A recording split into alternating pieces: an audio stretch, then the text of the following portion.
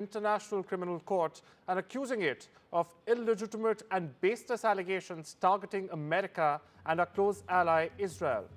The measure places financial and visa restrictions on individuals and their families who assist in ICC investigations of American citizens or its allies. Now, Trump signed the measure as Israeli Prime Minister Benjamin Netanyahu was visiting Washington. U.S. Secretary of State Marco Rubio on Thursday said it was quote-unquote absurd to change fees to instead charge fees to the U.S. military for using the Panama Canal. His comments came after the Panamanian president Jose Raul Mulino on Thursday, in fact, denied the U.S. State Department's claim that his country had reached a deal allowing U.S. warships to transit the Panama Canal for free. Mulino said he had told U.S. Secretary of Defense Pete Hegseth on Wednesday that he could neither set the fees to transit the canal nor exempt anyone from them, and that he was surprised, in fact, by the U.S. State Department's statement suggesting otherwise late Wednesday. Listen in. I'm not confused about Panama. We had conversations. I felt there were strong first steps. We have expectations we made clear in those conversations. I respect very much that Panama has a process. They're a democratically elected government. They have rules, they have laws. They're going to follow their process, but our expectations remain the same. In particular on that, I would just say that the United States has a treaty obligation to protect the Panama Canal if it comes under attack. That treaty obligation would have to be enforced by the armed forces of the United States, particularly the U.S. Navy. I find it absurd that we would have to pay fees to transit a zone that we are obligated to protect in a time of conflict. The U.S. Senate has confirmed President Donald Trump's nominee to lead the White House Budget Office, Russell Watt, hours after Democrats staged an all-night hearing in the chamber in protest. Watt's nomination, in fact, to lead the Office of Management and Budget, or the OMB, has been controversial due to his role as an author of Project 2025. It was a wish list of conservative priorities for Trump in his second term. Democrats held the floor overnight into Thursday, delivering speeches criticizing, in fact, Watt's role in Trump's efforts to shrink the federal government. Listen. If the chaos of the last 2 weeks is any indication of what's to come, Russell vote will be a massive liability for Donald Trump, for Republicans, and worst of all, for the country. Tonight, I will vote no fervently, strongly, with complete conviction, and urge my colleagues to do the same. Donald Trump has stated that no U.S. troops will be needed in Gaza as Israel will quote-unquote turn over the territory after the war. Now, this comes as part of Trump's plan to take over Gaza, which has met with support from Israeli Prime Minister Benjamin Netanyahu. Trump's plan, in fact, involves forcing the 2 million residents of Gaza into neighboring countries and developing the area into a quote-unquote Riviera of the Middle East. However, this proposal has been criticized by Antonio Guterres. He is the Secretary General of the UN, who labeled it as ethnic cleansing, in fact. Despite the backlash, Trump has doubled down on his plan, with top U.S. officials attempting to soften his stance. The situation remains contentious, to say the least, with concerns over the potential consequences and fallouts of Trump's proposed actions. Israeli officials say they're moving ahead with plans to encourage and help Palestinians to leave the Gaza Strip. This comes after President Donald Trump floated a controversial plan this week calling for all of Gaza's 2 million people, 2 million Palestinians, to be removed. He says the U.S. would then move into the territory, oversee it, and oversee a lengthy reconstruction process. Now, this plan has come under fierce international condemnations. Many critics say it amounts to ethnic cleansing. Israel's defense minister has told the country's army to prepare plans to give Palestinians in Gaza the freedom to leave, as Donald Trump doubled down on his controversial proposal for the U.S. to take over and redevelop the war-torn territory. Israel Katz said Gazans could emigrate, and countries who had criticized the country's war with Hamas would be obligated to allow them to enter their territory.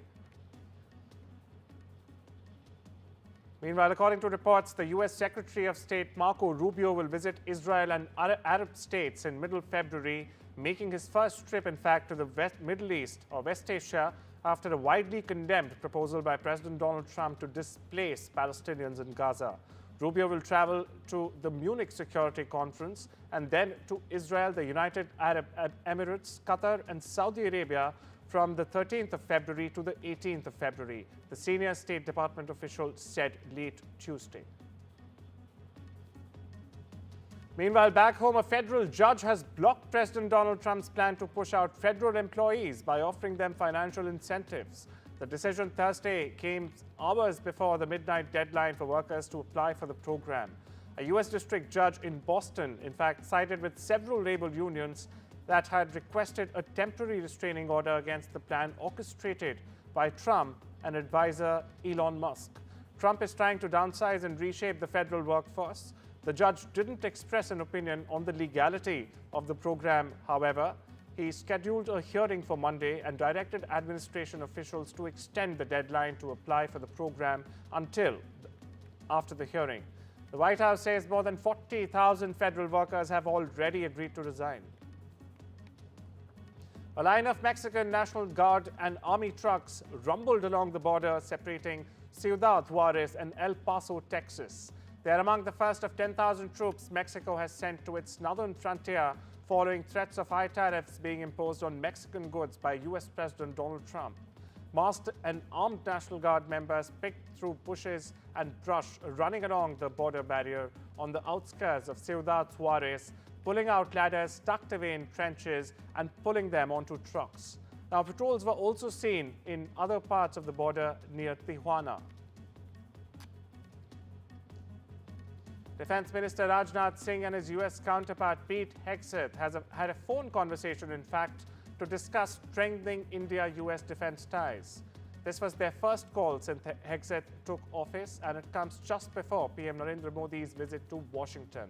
The two ministers agreed to work on a 10-year comprehensive framework to, in fact, bolster their defense partnership, focusing on areas like intelligence, logistics, operational, and industrial engagement. They also discussed expanding cooperation in advanced technology, defense industrial supply chains, interoperability, logistics, information sharing, and joint military exercises. Singh described the conversation as, in fact, excellent and tweeted that they explored ways to deepen India-US bilateral defense relationship. He also mentioned that they agreed to an ambitious agenda covering operational, intelligence, logistical, and defense industrial collaboration. A U.S. military contracted plane crashed in a rice field in the southern Philippines Thursday, killing all 4 people on board, the U.S. Embassy and Philippine officials have said. 1 American service member and 3 defense contractors were killed in the crash, the U.S. military said. The Civil Aviation Authority of the Philippines confirmed the crash of a light plane in the Del Sur province. A 4th contingent of Kenyan police arrived on Thursday in Haiti to help repel violent gangs. This as officials brushed off concerns of a halt in some U.S. funding to the UN-backed mission. The 200 police officers from the East African country joined more than 600 other Kenyans already working alongside Haiti's national police as a part of multinational force boosted by soldiers and police deployed by countries including Jamaica, Guatemala, and El Salvador. The latest deployment of Kenyan police comes 2 days after the U.S. notified the United Nations that it was in fact freezing the $13.3 million stated for missions as part of a sweeping freeze on foreign assistance imposed by U.S. President Donald J. Trump. Sweden is reeling from its deadliest mass shooting, which killed at least 11 people, including the murderer, as investigators piece together what happened at an adult education center in Örebro on Tuesday. Now, Swedish police confirmed on Tuesday evening that around 10 people were killed in the shooting, which took place at noon at the Riksbergska skolan. It's an education center in Örebro, a city west of Stockholm. The shooter suspect is among the deceased, according to the police. Meanwhile, cops investigating this case described the scene on the campus of the Riksbergska Adult Education Center as chaotic and terrified, after the gunman indiscriminately opened fire against anyone who crossed his path. Various Swedish media outlets have identified the suspect as Rickard Andersson, a 35-year-old resident of Örebro who had been unemployed for nearly a decade. but there has been no official confirmation of his identity. Listen in. Sweden has always been a very peaceful country to live in. It's not like that anymore because we get a lot of criminality these days and a lot of violence, a lot more than we used to. It's time we slip into a short break. See you on the other side.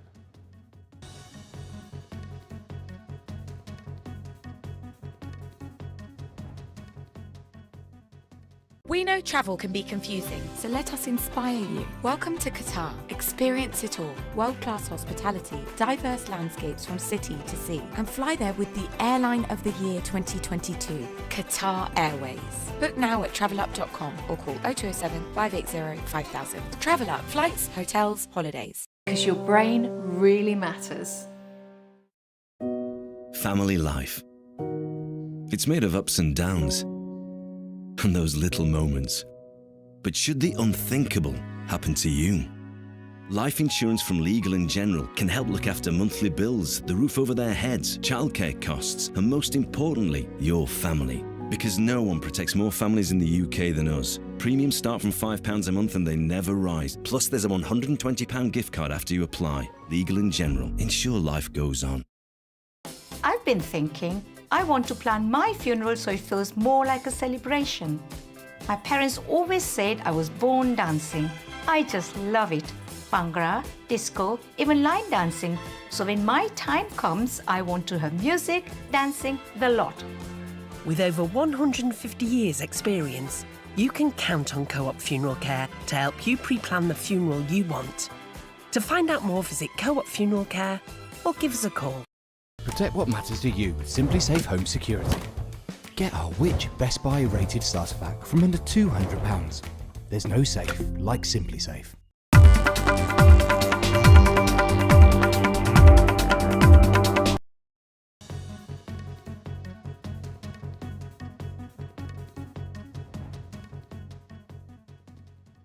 Welcome back. You're watching The World Report on NDTV. Geeta Gopinath, the first Deputy Managing Director of the International Monetary Fund, has in fact said it is too early for any precise analysis of the consequences of higher US tariffs against other countries. Gopinath told a press conference, and I quote here, it's in the interest of all countries to work together, take care of disagreements, and ensure that there is an enabling environment for international trade. She was responding to a query about the potential impact of global trade friction and threats of higher tariffs by US President Donald Trump on other countries, including Japan.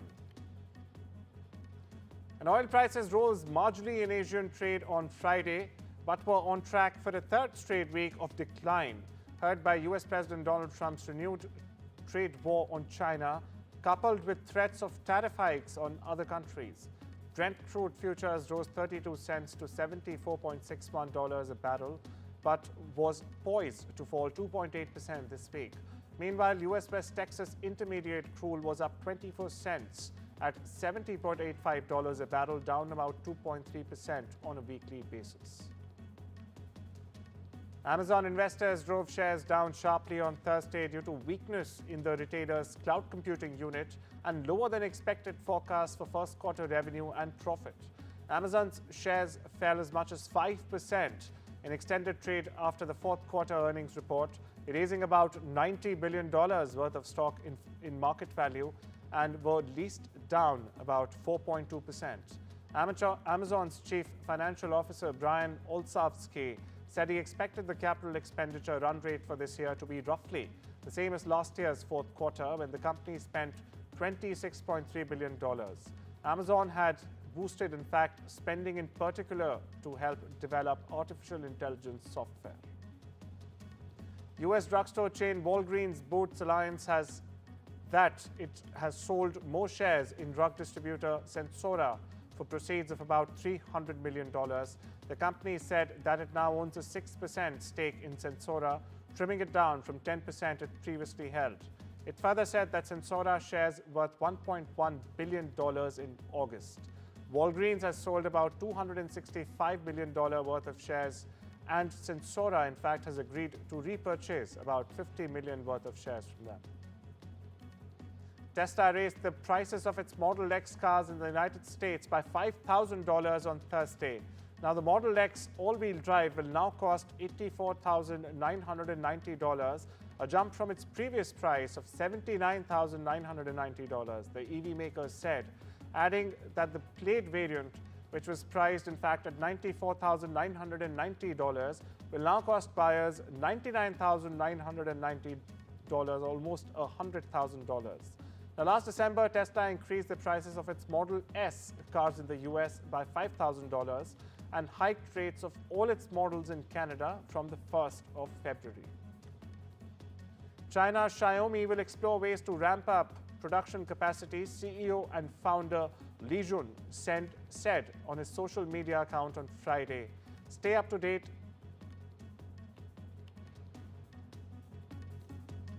Meanwhile, Spotify and Warner Music Group have unveiled a new multi-year agreement that covers both recorded music and music publishing.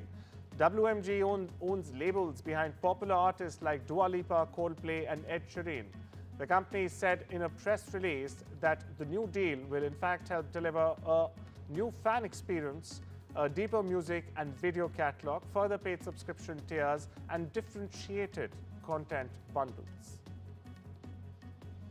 China has criticized the US, India and other countries for banning DeepSeek, a Chinese AI chatbot, claiming that these actions amount to the politicization of trade.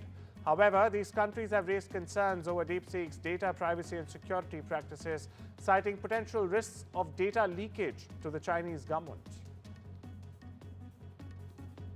The former interpreter for baseball star Shohei Ohtani was sentenced Thursday to nearly 5 years in prison for bank and tax fraud after he stole nearly $17 million from the Los Angeles Dodgers player's bank account. API Mizuhara, who was supposed to bridge the gap between the Japanese athlete and his English-speaking teammates and fans, was sentenced to 4 years and 9 months in federal court in Santa Ana after he pled guilty last year. He was in fact ordered Thursday to pay $18 million in restitution, with nearly $17 million going to Ohtani and the remainder to the IRS. He was also sentenced to 3 years supervised release on top of the prison sentence and ordered to surrender to authorities by the 24th of March. Listen in. We're here to discuss the conclusion of the criminal case against Ippei Mizuhara. This afternoon, a federal judge sentenced Mr. Mizuhara to 57 months in federal prison for stealing more than $17 million from Shohei Ohtani that Mr. Mizuhara used to pay gambling debts. 8 months after his last competitive match, Spanish defender Sergio Ramos will resume his illustrious career on another continent. Now, Ramos, who will turn 39 in March, will play for Monterrey of Liga MX in Mexico, where he will have a chance to, in fact, play in the next edition of the FIFA Club World Cup. The veteran who won the World Cup in South Africa 2010 has not played an official match since May of last year when he was playing for Sevilla in the Spanish League of the La Liga. Monterrey, one of the most economically powerful clubs in Mexico, did not reveal the details of the agreement. Meanwhile, acclaimed film and television actor George Clooney previewed his upcoming Broadway debut in Good Night and Good Luck on Thursday and admitted, in fact, that he feels nervous still to step on the stage. Now, Clooney, a two-time Oscar winner, said he has not done a live theater show since 1986. The actor told reporters in New York, and I quote, "I haven't done a play in 40 years, so it's terrifying." He added, yes, George Clooney also gets nervous. Buffalo Bills quarterback Josh Allen and his fiancée actor Haley Steinfeld were all smiles as they posed for pictures and mingled with celebrities as they walked the red carpet before he received the league's biggest individual prize at the NFL Honors. Now, Allen has had plenty of reasons to celebrate this season. The couple posted a photo on their Instagram followers in November of Allen on one knee proposing marriage. Allen and Steinfeld were first linked in the spring of 2023, and they were photographed dining together in NYC. Steinfeld has begun attending Bills home games, and the couple hosted a Halloween party this fall, in fact.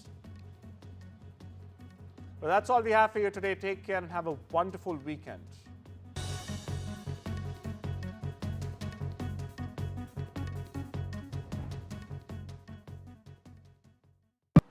Actor of the Year. By the way, my dear friends, you know, probably I am one of the first ones in the history of NDTV to have this rare, proud honor of announcing and honoring as in the place of a real hero to a reel of my own movie, Shrikant. Without a further ado, with great admiration, love and due respect, the best actor of the year goes to Shri Rajkumar Rao. Please come on to the stage. Ladies and gentlemen, Rajkumar Rao's versatility, dedication to meaningful cinema, and consistent delivery of powerful performances continued in 2024. His recent roles in Shrikant, Mr. and Mrs. Mahi, Stree 2 and Wiki Vidya Ka Wo Wala video showcases his deep commitment to his craft, often transforming himself physically and emotionally to suit the character's demands, making Rajkumar Rao the NDTV Actor of 2024. जोरदार तालियां राजकुमार के लिए। भाई हम सब के दिलों के राजकुमार भी तो हैं ये। राजकुमार, आपसे पूछना चाहेंगे हम, 2024 मेरे ख्याल से आपके जीवन का सबसे सुनहरा साल आप इसको मानेंगे? Well, definitely. First of all, thank you so much, NDTV. Thank you, sir. Thank you, jury. Thank you, Shrikant, the real Shrikant, for giving us your life story and for giving me this opportunity to play you on screen, because it was one of the most challenging parts. But I had so much fun because when there are challenges, then only it's fun. Otherwise, it gets very monotonous, very boring. आपने तो opportunity छीन लिया, नहीं तो मैं खुद play करता था यार।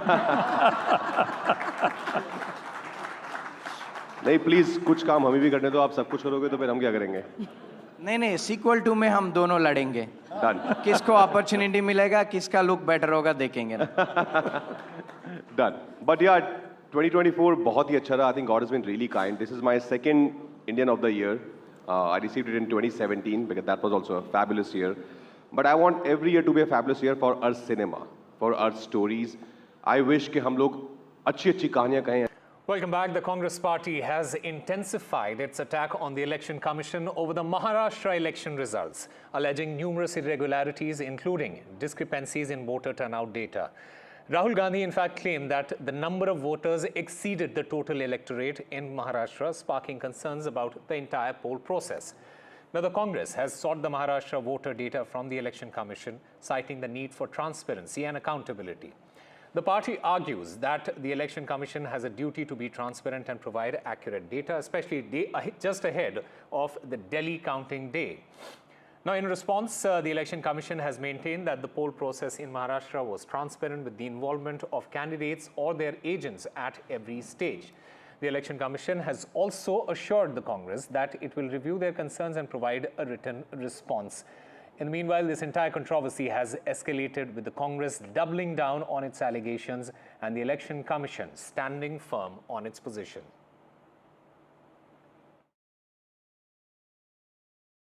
You are not going to be able to explain to us how there are more voters in Maharashtra than the population of Maharashtra. You cannot explain it. So what you need to do is you need to give us now the voter lists so we can explain it. And I'm sure if they give us the voter list, we will have another press conference here where the answers to these questions will be available to you. And so that is why we are asking the Election Commission again and again. Our party has asked, their party has asked. Every time the Election Commission says to us, ha, nothing happens. This Election Commission needs